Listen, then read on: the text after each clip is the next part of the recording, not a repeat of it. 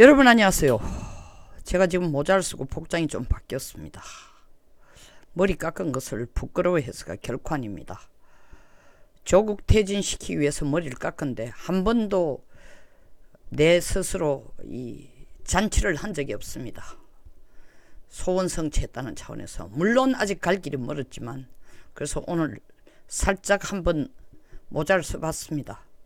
자축하는 차원에서 물론 모든 게 끝났다는 뜻도 아닙니다.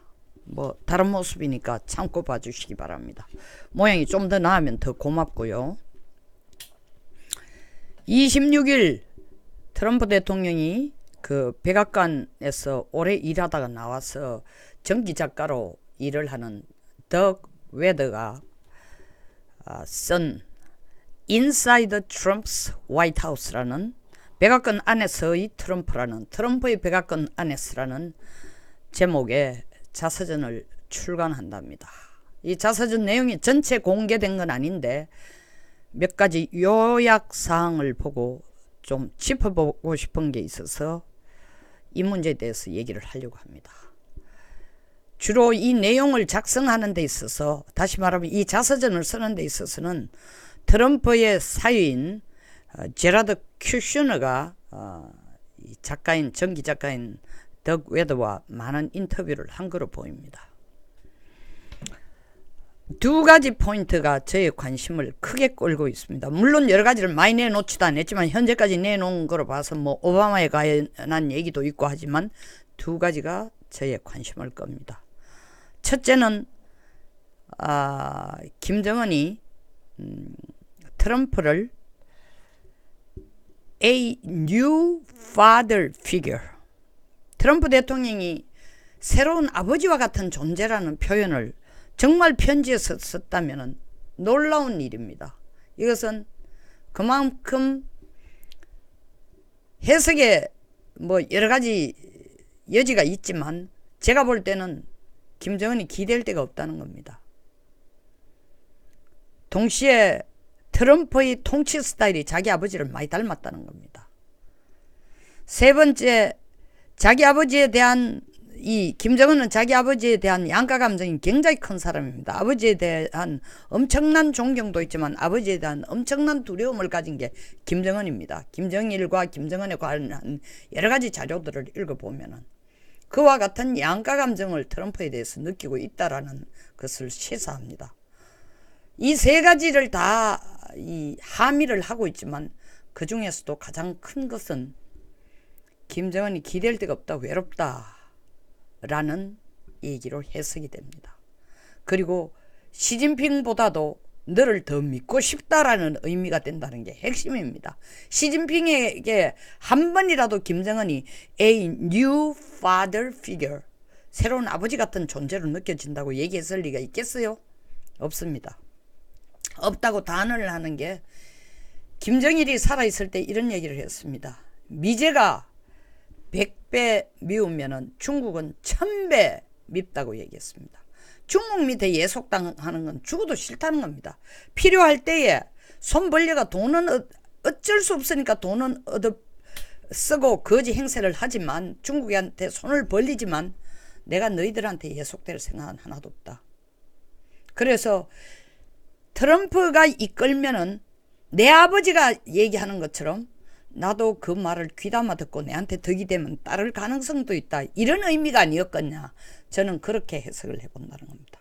두 번째 나이가 크게 저의 관심을 끄는 것은 김정은이 한 번도 자기 아버지가 살아계실 때에 핵무기를 포기하지 마라. 핵무기라는 용어는 쓰지 않았답니다. 큐셔너가 하는 표현을, 큐셔너가 쓴 표현을 보면 무기를 포기하지 마라.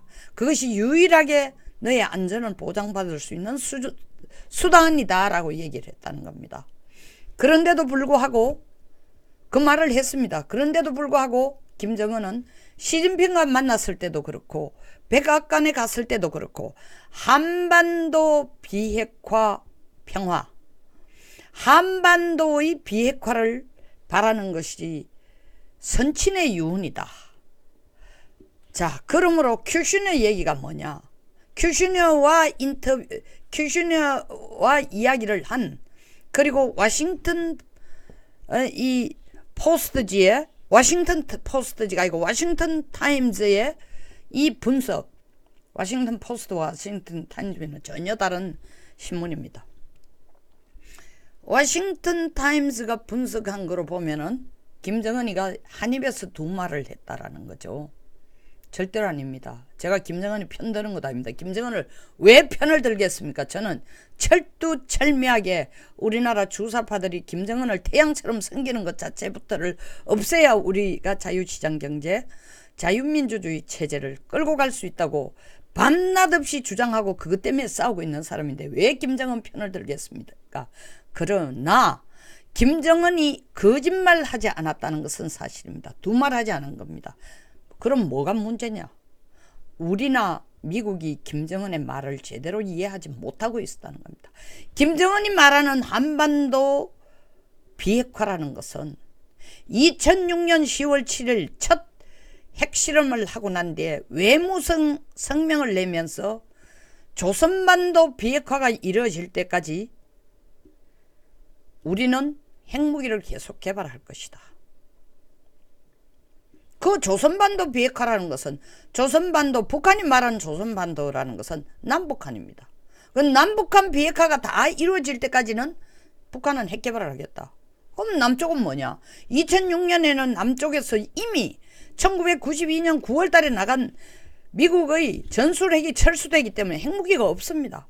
그런데도 불구하고 조선반도 비핵화라고 얘기했습니다. 그 얘기는 미국이 직접 만든 전술핵은 없을지 몰라도 주한미군이 있고 유사시에 미국이 자기들이 만든 핵을 가져와서 북한에 대응하는 것까지를 북한 기준으로 볼 때는 남반부 조선이, 다시 말하면 대한민국이 아직도 핵 무기를 가지고 있는 거나 다름이 없다. 다시 말하면 핵 우산 정책 자체가 핵을 가진 거나 같다고 보는 겁니다. 그래서 조선반도 비핵화라는 것은 너희들이 한미동맹을 완전히 끊고 핵우산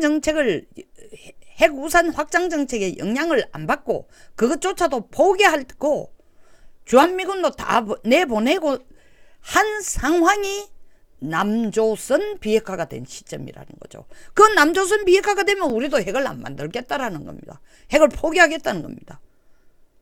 그것이 이루어지기 전에는 우리는 핵 포기하지 않겠다는 겁니다. 그 뜻인데 그 뜻으로 작년 3월 백악관에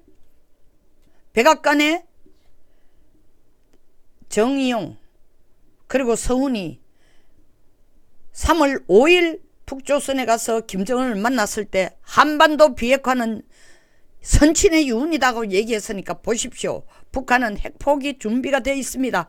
했을 때 트럼프가 너무나 흥분해가 이야기 중간에 45분밖에 안 지났는데 이야기가 끝나지도 않았는데, 이야기라는 것은 우리 특사 5명이, 참 특사 5명이 아니고 5명은 북한에 갔을 때입니다. 이 백악관을 찾아간 서훈이나 정의용을 앞에 앉혀놓고 됐어, 그만하면 됐어, 내가 김정은을 만날 용의가 있으라고 얘기하면서 이야기를 중간에 끊는 그 당시에 트럼프의 생각은 한반도 비핵화를 북한 핵 비핵화로 동일시했다는 거죠. 그러나 김정은은 절대로 동일시 아니에요. 그러니까 시진핑을 이 3월 달에 백악관을 찾아가고 난 뒤에 바로 우리 한국의 특사들이 백악관을 찾아가고 난 뒤에 김정은이 바로 시진핑을 만나서 한 얘기가 뭡니까? 한반도 비핵화를 위해서 최선을 다하겠다. 시진핑은 박수 짝짝짝 치면서 맞아, 나도 너희 뜻을 알아. 한반도 비핵화를 끝까지 고수해. 우리가 도와줄 테니. 중국 역시 한반도 비핵화라는 건 뭐냐? 남조선 북조선 전체를 비핵화하는 거. 그래서 중국이 끄집어낸 게 쌍계 전략입니다. 주한미군이 나가는 것과 함께 북한이 비핵화를 하라라는 얘기입니다. 그 동시에 하라는 거예요. 동시에 주한미군 철수와 함께 한미동맹을 끝내는 것과 함께 북한도 비핵화라는 게, 그게 중국도 똑같은 생각이에요. 그런데 우리 정부는 계속 국민들을 속이면서 한반도 비핵화가 마치 북한 비핵화인 것처럼 얘기하고, 국민들도 그걸 구분하고 별로 구분 없이 쓰고, 저 같은 사람이 수도 없이 나와서 영상에서, 유튜브에서, 방송에서 한반도 비핵화와 북한 비핵화는 전혀 다른 거라고 아무리 얘기를 해도 귀담아 듣는 국민이 별로 없어요. 구분하지 않아요. 그리고 민주당은 계속 한반도 비핵화라는 용어를 씁니다. 김정은은 거짓말한 적 없어요. 그 문제에 관한. 문제는 뭐냐? 미국과 한국이 아전 인수격으로 써왔다는 겁니다. 그러니까 김정은이 뭐라고 얘기했습니까?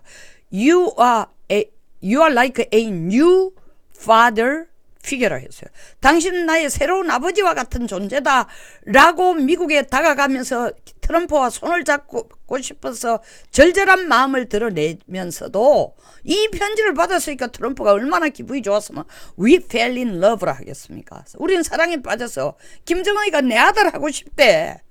그러면 내 말 다 들을 거 아니야? 이렇게 생각하는 거죠. 그럼에도 불구하고 김정은이 그 다음 한 말이 뭡니까? 그럼에도 불구하고 핵은 포기 못하겠다 얘기했습니다. 이걸 트럼프 모를 리가 없습니다. 김정은의 생각을 모를 리가 없습니다. 그것이 싱가포르 회담에 그대로 드러났습니다. 싱가포르 회담에서 4가지 성명을 낸 4가지 첫 번째가 북한 비핵화가 아닙니다. 1. 미북 관계의 새로운 관계 설정이야. 2번 한반도의 영구적인 평화야. 3번째가 북한 비핵화가 아니고 한반도 비핵화야. 한반도 비핵화. 그렇다면 트럼프는 뭐를 노리는 거냐? 첫째, 한반도 비핵화의 뜻을 정확하게 모르고 한반도 비핵화라는 용어를 쓰는 김정은의 뜻을 정확하게 가정 1은 정확하게 모르고 그것이 북한 비핵화로 받아들였을 거다. 가정 2는 한반도 비핵화라는 뜻은 정확하게 알고, 트럼프가 정확하게 알고 북한에게 핵을 없애라는 건 불가능이다.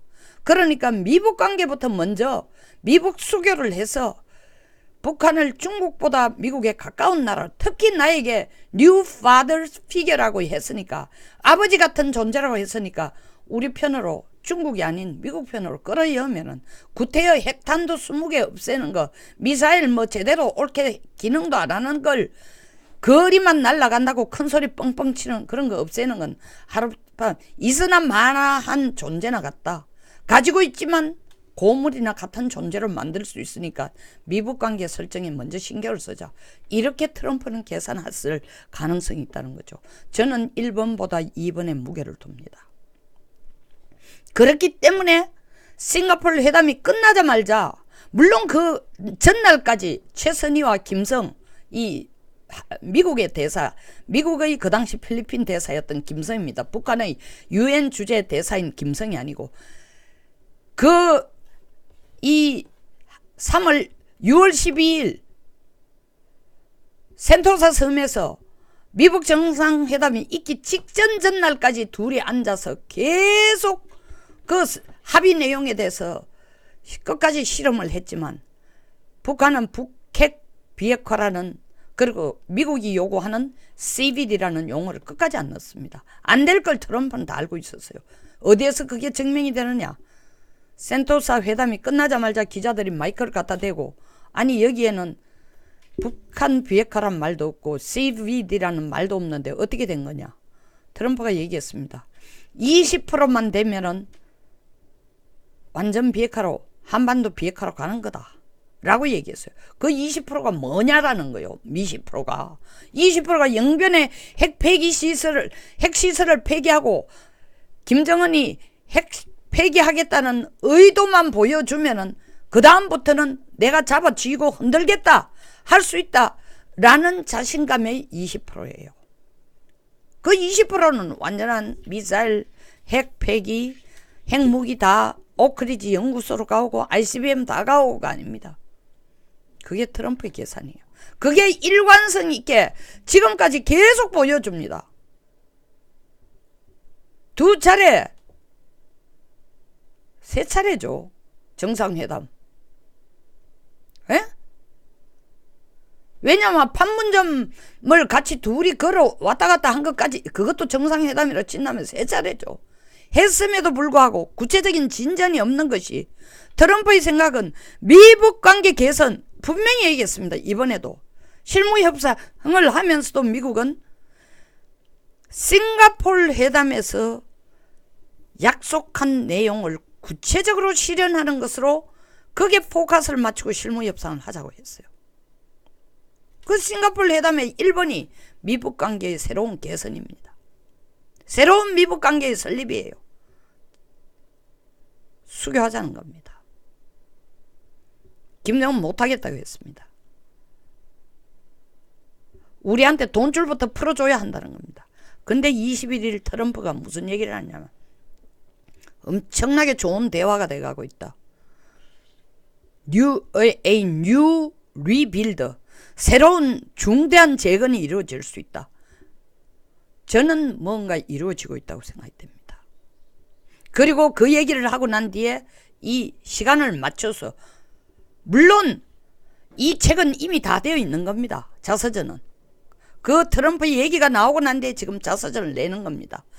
발간 날짜를 잡아 지금 내놓습니다. 그것이 우연하게 21일 트럼프가 그 얘기를 하고 26일 이 자서전이 나오는 게 아니라고 생각합니다. 다 타이밍을 맞추고 있습니다. 저는 계속 되풀이했어요. 제 입장을. 북한 비핵화의 포커스를 맞춰가 될 일 아니다. 북한 비핵화는 트럼프식으로 주무르든지 말든지 나가도록 하라. 그것에 포커스를 맞출 게 아니라 그 핑계하에 돈도 쓰고 비핵화란 이름으로 대화를 해야 된다, 평화를 해야 된다, 끊임없이 문재인 대통령이 떠드는데 속을 게 아니라 한국과 미국과 일본의 핵 무기 공유에다가 포커스를 맞추자. 우리가 공동의 핵무기를 갖는 게 살 길이다. 독자적으로 핵무기 만드는 것은 불가능이다. 한미동맹 체제 하에서 NPT에 가입한 국가로서 안 된다. 그리고 만들어도 한계가 있다. 훨씬 더 효율적이고 능력 있는 전력도 더 큰 미국의 무기를 핵무기를 필요할 때에 우리가 쓸 수 있도록 해달라. 미국이 그걸 먼저 해주겠다고 했습니다. 트럼프는 처음부터 김정은이 말하는 한반도 비핵화의 뜻이 북한 비핵화가 아니었다는 걸 알고 있습니다. 그리고 김정은은 거짓말을 한 게 아닙니다. 처음부터 한반도 비핵화라고 얘기했습니다. 트럼프는 그 한반도 비핵화가 북한 비핵화에 포커스를 안 맞는 것 아니라는 것을 알면서도 김정은을 끌어들여 일단은 전쟁 없이 김정은을 자기가 원하는 쪽으로 끌고 가자. 그리고 더 나아가서는 중국을 통제하는 중간 매개체로 북한을 이용하자라는 계획을 갖고 있었다는 것을 드러내고 있습니다. 이 인사이더 트럼프스 화이트하우스가 나오면 전체 내용을 봐야 알겠지만 트럼프의 대북 전략은 그런 뜻이었기 때문에 김정은의 속뜻을 낱낱이 알고 이해를 하고 김정은 역시 그런 트럼프가 자기 생각을 읽을 줄 안다고 생각하기 때문에 두 사람은 케미가 맞다고 생각하고 있습니다. 그러니까 트럼프도 계속 He's a wonderful guy. We fell in love. He's a nice man.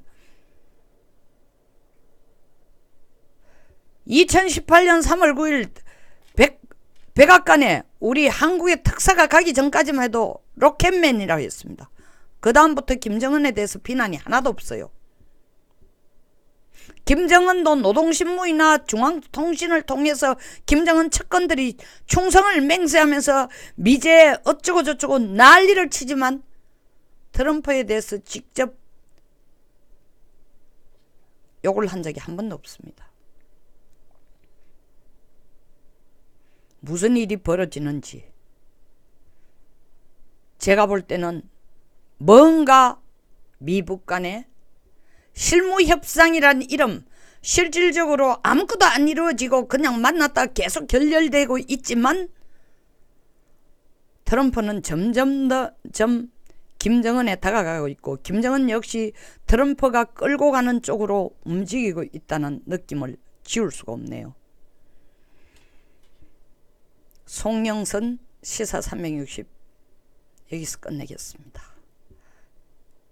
저의 분석에 동감하거나 재미가 있었다면 좋아요 그리고 구독 공유를 꼭 부탁드리겠습니다. 끝까지 시청해 주셔서 감사드립니다.